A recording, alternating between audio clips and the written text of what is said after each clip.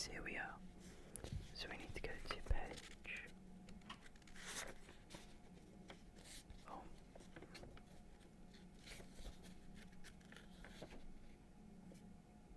93.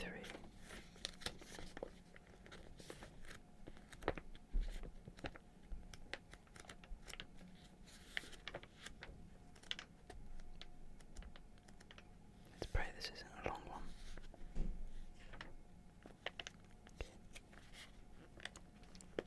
My housemates might be bumbling around.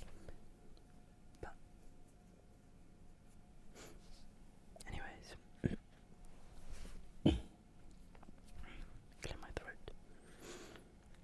I hope you're all snug and tucked into bed and ready for a nice, relaxing bedtime story. Once upon a most early time was a Neolithic man.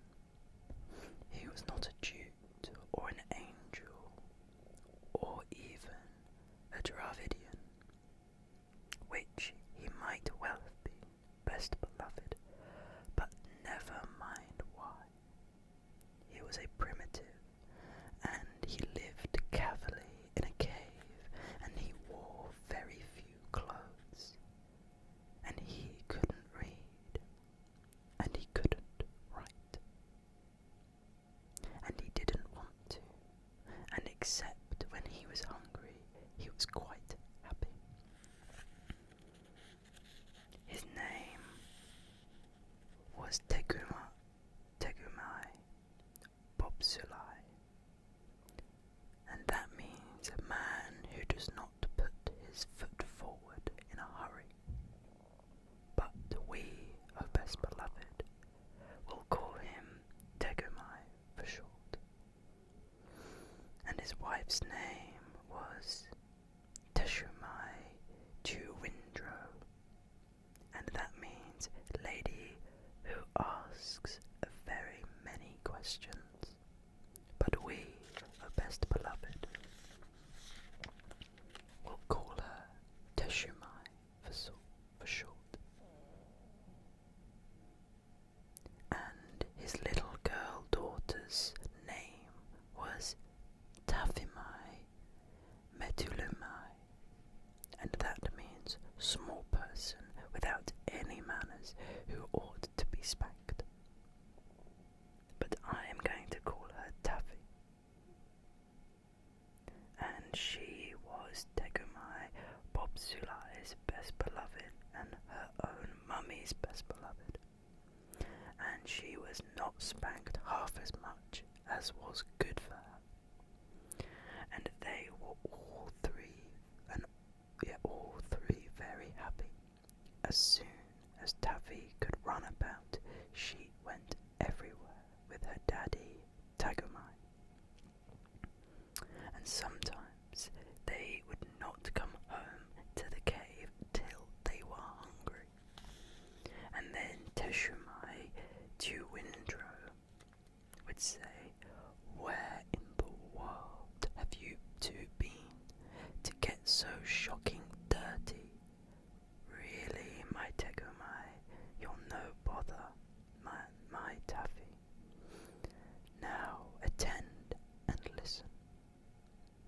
One day, Tegumai Bobsulai went down through the beaver swamp to the Wagai River to spear carpfish for dinner, and Taffy went too.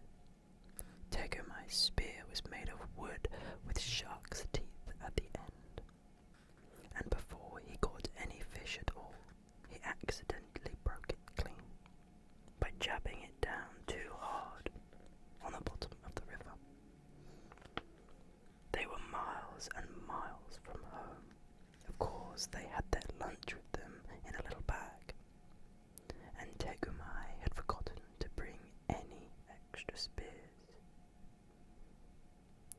"Here's a pretty kettle of fish," said Tegumai. "It will take me half the day to mend this."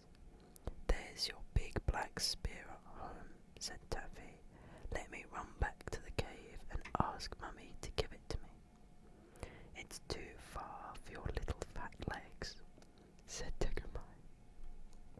besides you might fall into the beaver swamp and be drowned. We must make the best of a bad job. He sat down and took out a little leather mendy bag full of reindeer sinews and strips of leather and lumps of beeswax and resin, and began to mend the spear. Taffy sat down too, with her toes in the water and her chin in her hand, and thought very hard. Then she said, "I say, Daddy, it's an awful nuisance that you and I don't know how to write, isn't it? If we did, we could send a message for the new spear." "Taffy," said Tegumai, "how often have I told you?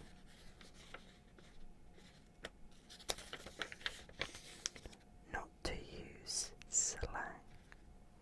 Awful isn't a pretty word, but it would be a convenience now you mention it if we could write home."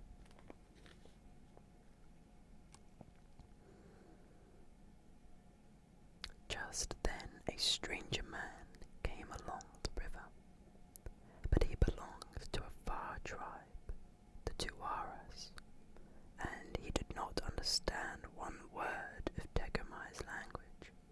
He stood on the bank and smiled at Taffy because he had a little girl daughter of his own at home. Tegumai drew a hank of deer sinews from his mendy bag and began to mend his spear. "Come here," said Taffy. "Do you know where my mummy lives?" And the stranger man said, being, as you know, a Tuara." "Silly," said Taffy, and she stamped her foot because she knew a shoal of very big carp going down the river saw a shoal of very big carp going down the river when her daddy couldn't use a spear. "Don't bother, grown-up," said Tegumai.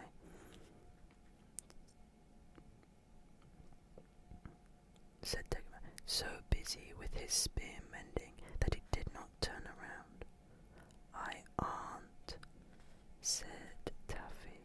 "I only want to do what I want him to do, and he won't understand."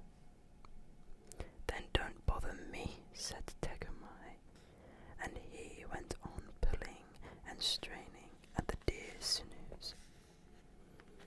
With his mouth full of loose ends, the stranger man, a genuine Tuara he was, sat down on the grass, and Taffy showed him what her daddy was doing. The stranger man thought, "This is a very wonderful child. She stamps her foot at me, and she makes faces. She must be the daughter of that noble chief who is so great that he won't take any notice of me."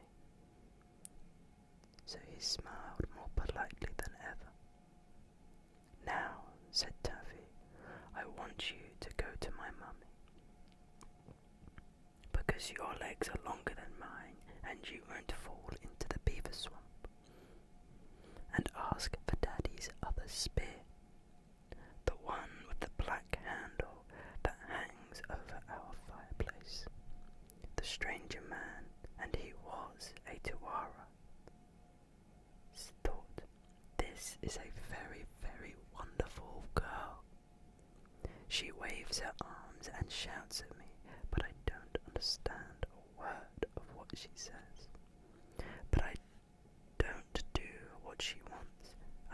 If I don't do what she wants, I greatly fear that haughty chief, man who turns his back on callers, will be angry." He got up and twisted a big flat piece of bark off a birch tree and gave it to Taffy. He did this, beloved, to show that his heart was as white as the birch bark.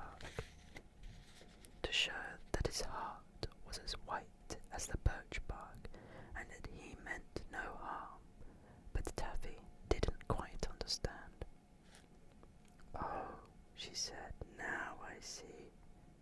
You want my mummy's living address. Of course, I can't write, but I can draw pictures if I have anything sharp to scratch with. Please lend me the shark's tooth of your necklace." The stranger man, and he was a Tuara, didn't say anything. So Taffy put up her little hand and pulled at the beautiful bead and seed and shark tooth necklace around his neck. The stranger man, and he was a Tuara, thought, "This is a very, very wonderful child.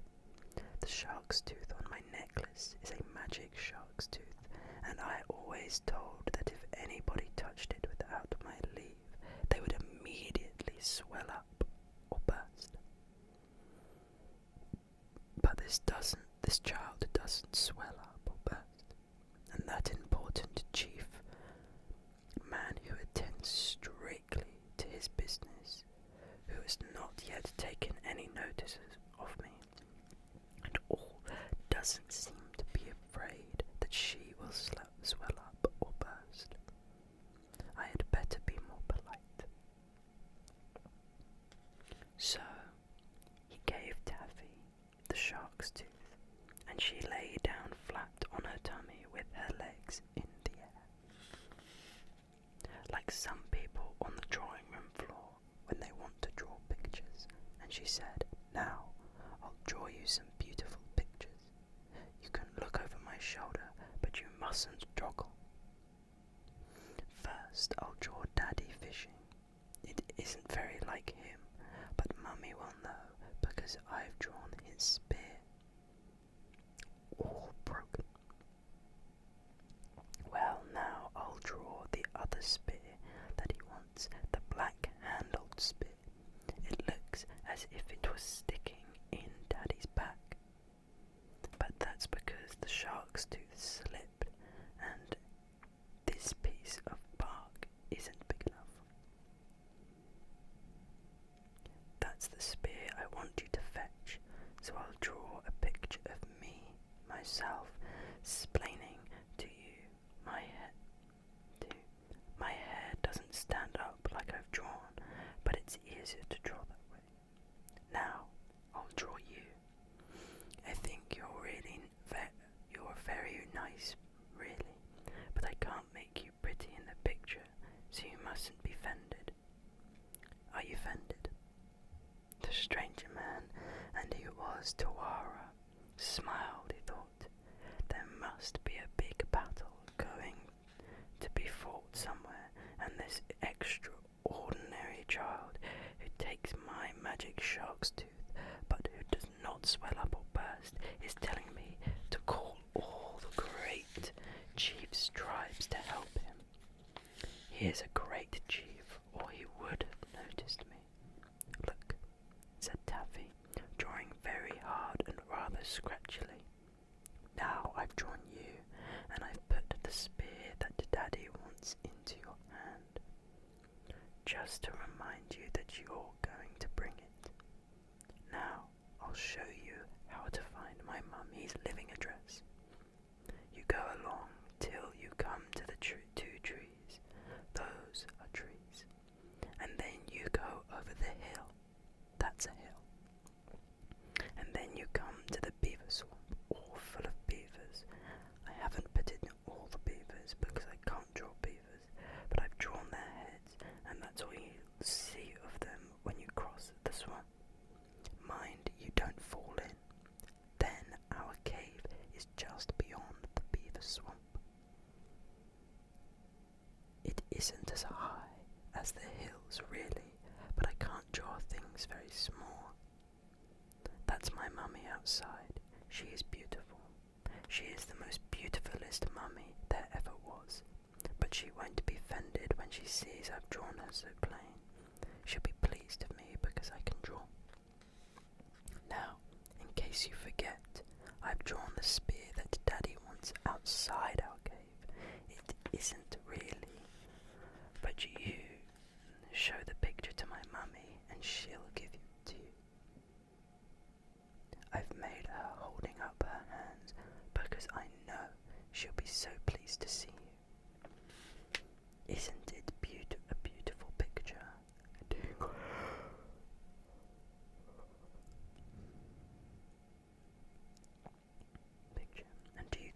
understand, or shall I explain again? The stranger man, and he was a Tuara, looked at the picture and nodded very hard. He said to himself, "If I do not fetch this great chief's tribe to help him, he will be slain by his enemies who are coming up on all sides with spears. Now I see why the great chief pretended not to notice me. He feared that his enemies were hiding in the bushes and would see him to deliver a message to me. Therefore he turned his back and let the wise and wonderful child draw the terrible picture showing me his difficulties. I will away and get help for him from his tribe." He did not even ask Taffy the road, but raced off into the bushes like the wind, with the birch bark in his hand, and Taffy sat down most pleased. Now that is the picture that Taffy had drawn for him. Oh, now this is the picture that Taffy had drawn for him.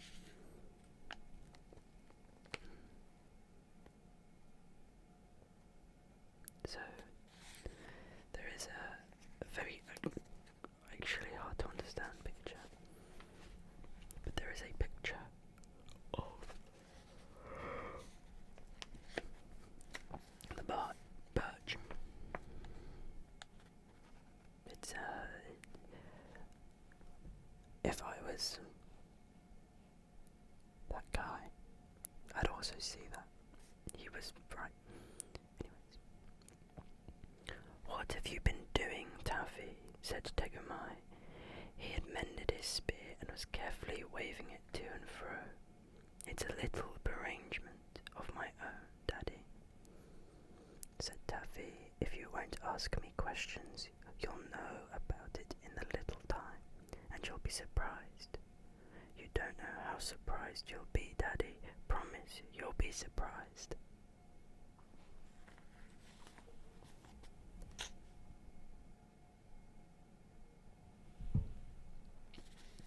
"Very well," said Tegumai, and went on fishing. The stranger man, did you know he was a Tuara, hurried away with the picture and ran for some miles, till quite by accident he found Teshumai Tewindro at the door of her cave, talking to some other Neolithic ladies who had come into the primitive lunch. Taffy was very like Teshumai, especially about the upper part of the face and the eyes, so the stranger man, always a pure Tuara, smiled politely and handed Teshumai the birch bark. He had run hard, so that he panted, and his legs were scratched with brambles, but he still tried to be polite. As soon as Teshumai saw the picture, she screamed like anything and flew at the stranger man. The other Neolithic ladies at once knocked him down and sat on him in a long line of 6, while Teshumai pulled his hair. "It's as plain as the nose on the stranger's man's face," she said. He has stuck my Tegumine all full of spears and frightened poor Taffy, so that her hair stands on all end, and not content with that, he brings me a horrid picture of how it was done. Look."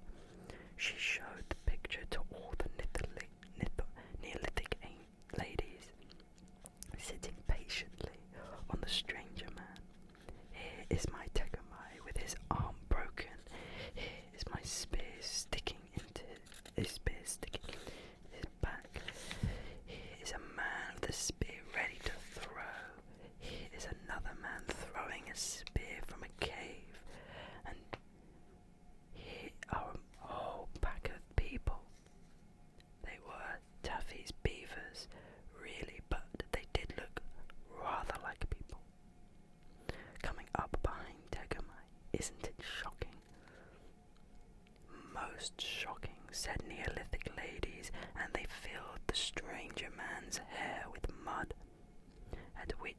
was surprised, and they beat upon the reverberating tribal drums and called together all the chiefs of the tribe of Tegomai.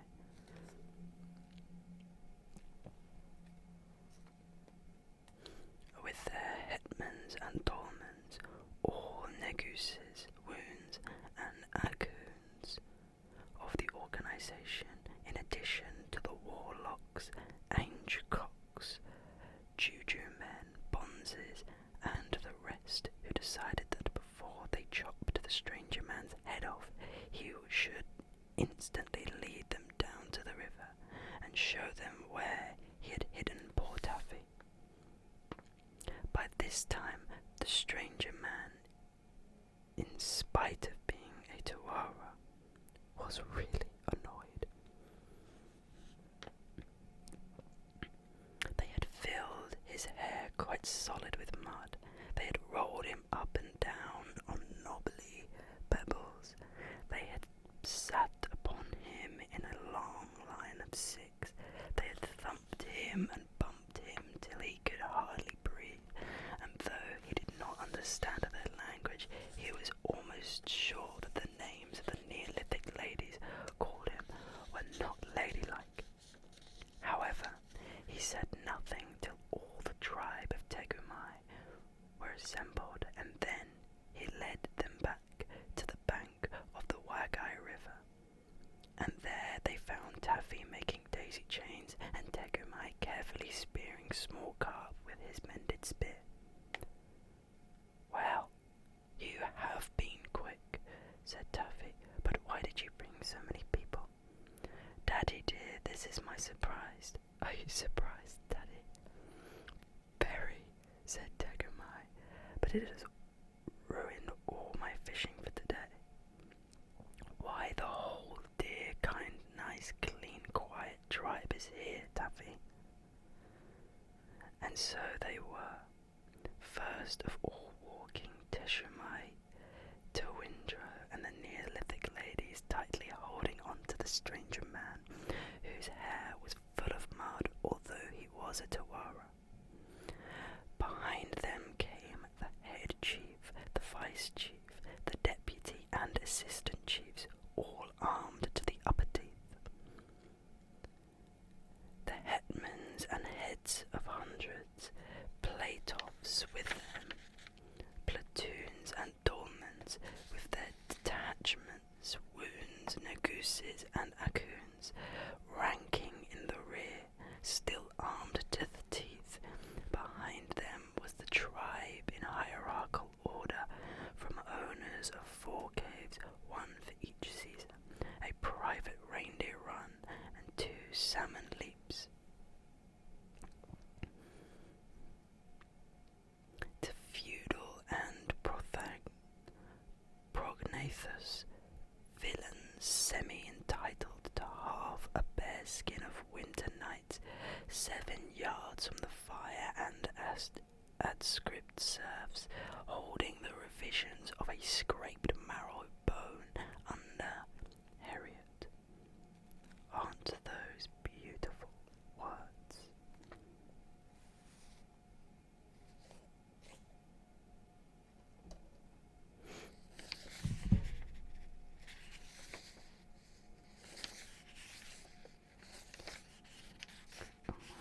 Okay. There's a bit left, but there is another picture there, which I'll show you.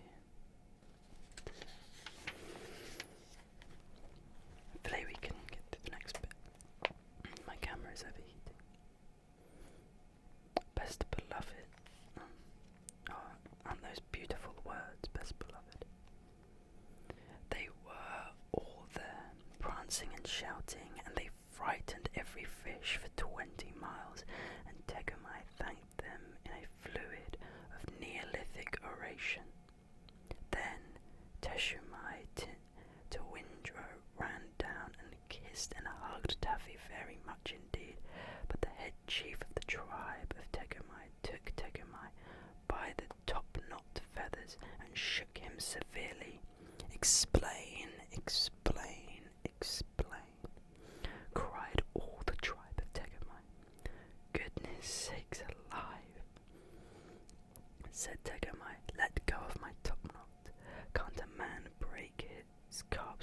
without the whole countryside descending on him.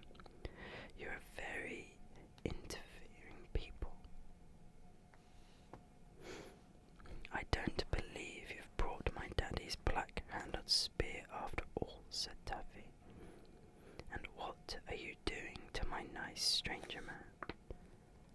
They were thumping him by 2s and 3s and 10s till his eyes turned round and round. He could only gasp and point at Taffy. Where are the bad people who speared you, my darling? Said Teshumai to Windra. There weren't any, said Tegumai. My only visitor this morning was the poor fellow that you were trying to choke. Aren't you well, or are you ill, O tribe of Tegumai? He came with a horrible picture, said the head chief, a picture that showed you were full of spears. Perhaps I'd better explain that I gave him that picture, said Taffy, but she did not feel quite comfy. You, said the tribe of Tegumai altogether, small person with no manners who ought to be spanked, you.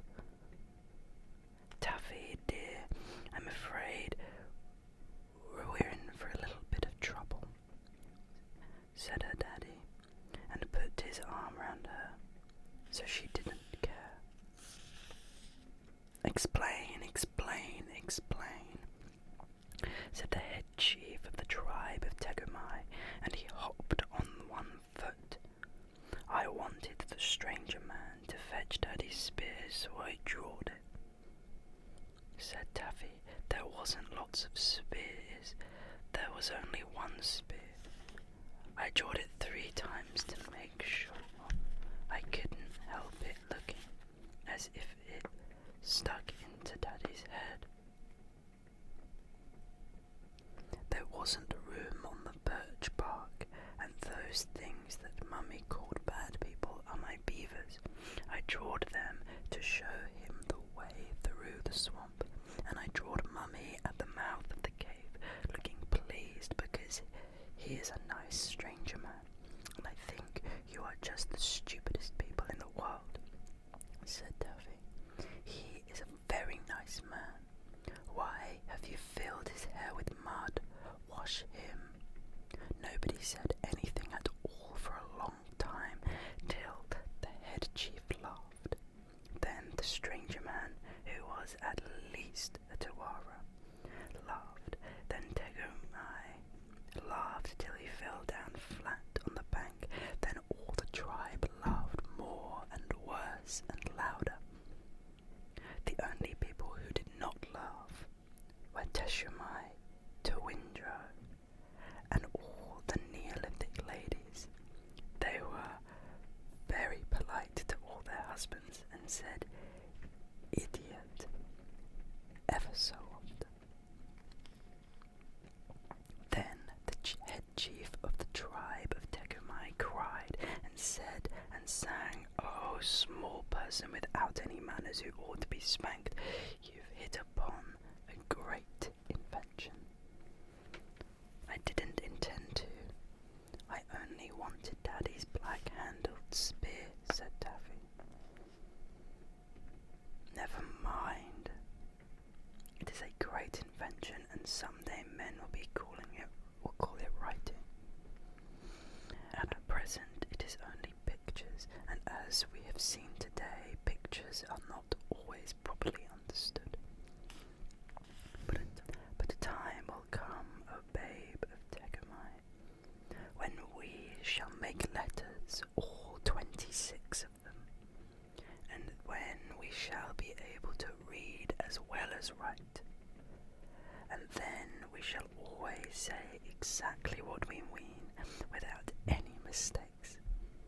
Let the Neolithic ladies wash the mud out of the stranger's hair. I shall be glad of that, said Taffy, because after all, though you've brought every single other spear in the tribe to Tegumai, you've forgotten my daddy's black-handled spear. Then the head chief cried and said sang Taffy. Dear, the next time you write a picture letter, you'd better send a man who can speak our language. To explain what it means, I don't mind it myself, because I am a head chief, but it's very bad for the rest of the tribe of Tegumai, and as you can see, it surprises the stranger. Then they adopted the stranger man, a genuine Tuara of Tuar, into the tribe of Tegumai, because he was a gentleman and did not make a fuss about the mud that the Neolithic ladies had put in his hair. But from that day to this, and I suppose it is all Taffy's fault, very few little girls have ever liked learning to read or write. Most of them prefer to draw pictures and play about with their daddies, just like Taffy. There runs a road by Merrow Down, a grassy track today it is, an hour out of Guildford town, above the river way it is, where when they heard the horse bells ring, the ancient Britons dressed and rode to watch the dark Venetians bring their goods along the western road. And here or hereabouts they met to hold their racial talks and such, to barter beads of Whitby jet and tin for gay shell talks and such. But long and long before that time, when bison used to roam on it, did Taffy and her daddy climb that down and had their home on it. Then beavers built in Broadstone Brook and made a swamp where Bramley stands, and bears from Sheer would come and look for Taffy May, where Chambly stands. The way that Taffy called Wagai was more than 6 times bigger then, and all the tribe of Tegumai, they cut a noble figure then. And that is the story. That was a fun one. I liked that one. It was funny. I guess cute. Yeah, I really liked it. I don't really know what to say. Thank you so much for watching and listening, and I pray you're asleep right now. With love.